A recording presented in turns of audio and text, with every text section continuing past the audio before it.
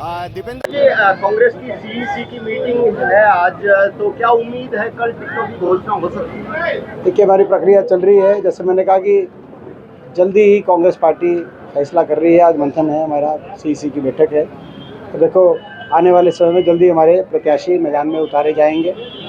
आज हमारा घोषणा पत्र भी जारी हुआ है, जिसमें हर वर्ग का ख्याल कांग्रेस पार्टी ने रखा है और कई बड़ी महत्वपूर्ण घोषणाएं उसमें घोषणा पत्र के माध्यम से की गई है।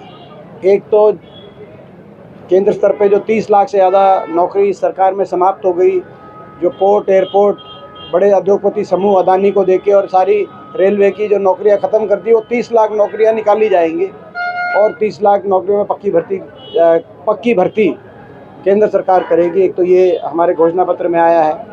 इसके साथ साथ अग्निपथ योजना वापस ली जाएगी, ये हमारे घोषणा पत्र में आया है।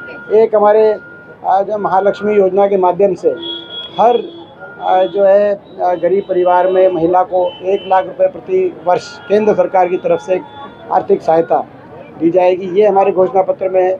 बहुत सी और हर वर्ग के लिए जातिगत जनगणना का भी हमारा प्रावधान है। किसान को एमएसपी की गारंटी का भी हमारे घोषणा पत्र के अंदर ध्यान दिया गया और किसानों की कर्ज माफ़ी भी, जो जैसे पहले यूपीए सरकार के समय जो कर्ज माफ़ी हुई थी, उसी तरीके से कर्ज माफ़ी की जाएगी।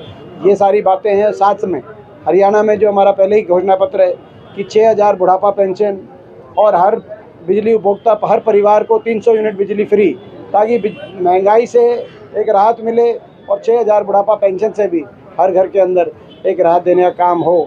500 रुपये में गैस का सिलेंडर, ये भी ये सारी हमारी घोषणा पत्र के अंदर बातें आई हैं।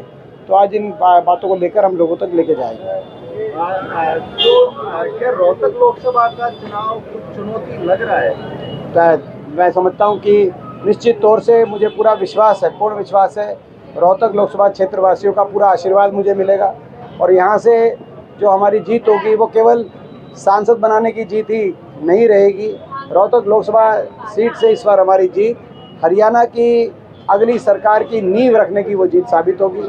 हरियाणा में परिवर्तन लाने की जीत वो साबित होगी। क्या सबसे ज़्यादा मेहनत करनी पड़ रही है इस बार? देखो, मैं समझता हूँ कि हम लोग 5 साल लोगों के बीच में रहते हैं और 5 साल मेहनत का हमारा क्रम जारी रहता है।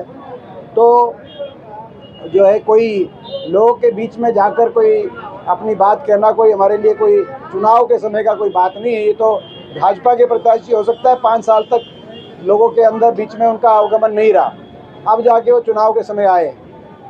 लेकिन हम तो लोगों से जो है कि सुख दुख में 5 साल लोगों के बीच में रहने वाले ही हमारा घर है और मैं समझता हूँ कि लोग भी इस बात को समझते हैं। एक सवाल हो रहा है, दुष्यंत चौटाला का नारनौल में विरोध हुआ और उनको गाँव में नहीं घुसने। देखिए, जहाँ तक जेजेपी पार्टी की बात है, मैंने पहले ही कह दिया था कि जेजेपी पार्टी का जनाधार समाप्त हो गया है और जेजेपी पार्टी का मुझे भविष्य में भी मैं समझता हूँ ऐसा दिखाई नहीं देता, क्योंकि उन्होंने जिस तरीके से अपने मतदाता के साथ विश्वासघात करके भाजपा को सपोर्ट जब किया था, उसी दिन ये तय हो गया था कि आने वाले समय में उनका मतदाता वोट की चोट से इस विश्वासघात का बदला चुकाएगा। कांग्रेस पार्टी